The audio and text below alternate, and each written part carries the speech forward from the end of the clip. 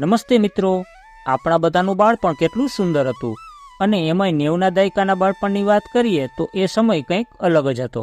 ક્યાં જિંદગી थी, ક્યાં જમાના था, બસ હર લમ્हा માનો વક્ત કા ફસાના था। ખબર જ ના રહી ક્યારે બાળપણના દિવસો જતા રહ્યા। એ દિવસોની વાત જ કંઈક અલગ હતી, એ દિવસોની કંઈક અલગ જ અનુભૂતિ હતી। પણ અત્યારે ના તો આપણે એ વીતેલા સમયમાં પાછા જઈ શકીશું કે ના તો એ સમય ક્યારેય પાછો આવશે। બસ રહેશે તો ફક્ત એ જમાનાની યાદો। આજે આ વિડીયોમાં હું તમને 90ના દાયકાની એવી જૂની ખૂબસૂરત અને ભૂલાઈ ગયેલી યાદોને તાજી કરીશ, જેમાં તમને તે દિવસની દરેક ક્ષણ, દરેક વાત અને શાળાના તોફાન મસ્તીના એ જૂના દિવસો યાદ આવી જશે। તો ચાલો જોઈએ આપણા એ વીતેલા બાળપણના દિવસોને। મિત્રો, યાદ છે આ ગોખલો? એ જમાનામાં દરેકના ઘરમાં આ ગોખલો જોવા મળતો, જેમાં ઘરનો ઘણો સામાન રાખવામાં આવતો।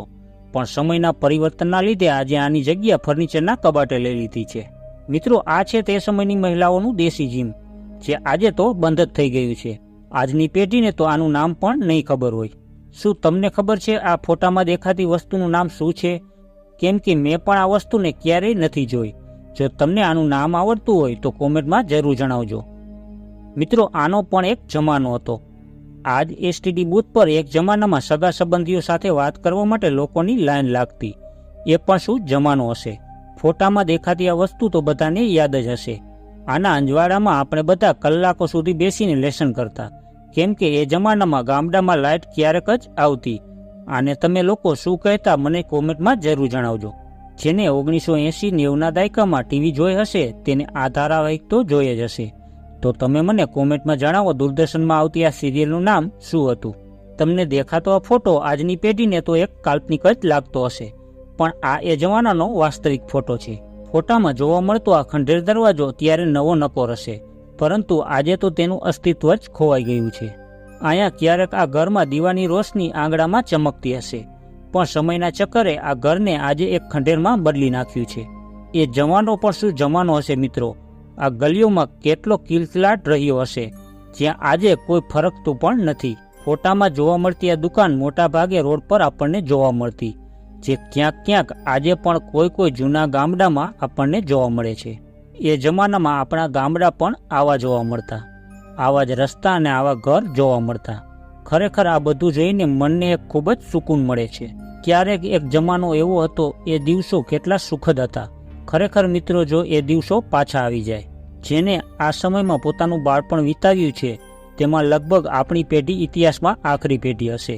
હવેની પેઢીને આ વસ્તુ ક્યારેય જોવા નહીં મળે। આ મોબાઈલ આપણને એ જમાનાની યાદ અપાવે છે જ્યારે ફોન પર 1 મિનિટ વાત કરવી પણ આપણા માટે ખૂબ જ મોટી વાત હતી। શું જમાનો હતો એ, જ્યારે 10 રૂપિયાના કૂપનમાં 7 રૂપિયા જ બેલેન્સ આવતી। આ પેટી હવે ક્યાંય જોવા પણ નથી મળતી। અને આ સાયકલને જોઈને કાંઈ યાદ આવ્યું? આ છે સાયકલનો ડાયનેમો, અને આ ફોટાને જોઈને તમારા મોઢામાં પાણી આવી જશે। આ આપણા બાળપણની એ હકીકત છે જે આપણે જીવી ગયા છીએ। આ ફોટાને જોઈને કોણે તેમનું બાળપણ યાદ આવ્યું।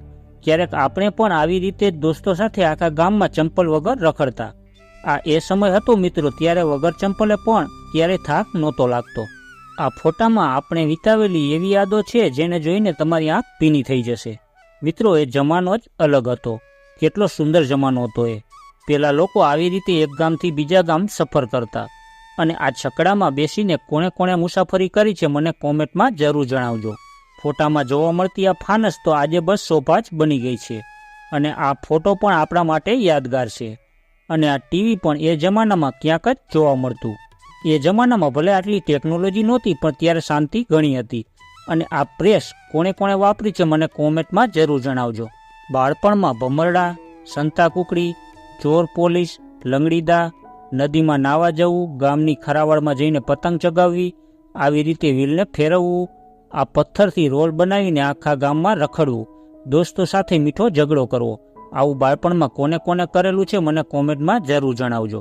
આ એ ફોટો છે જ્યારે ગામના વડીલો નવરા થઈને ગામના પાદરના ઓટલા પર બેસીને દેશ દુનિયાની વાતો કરતા, જે આજે તો ગામના પાદર સાવ સૂના જ બની ગયા છે।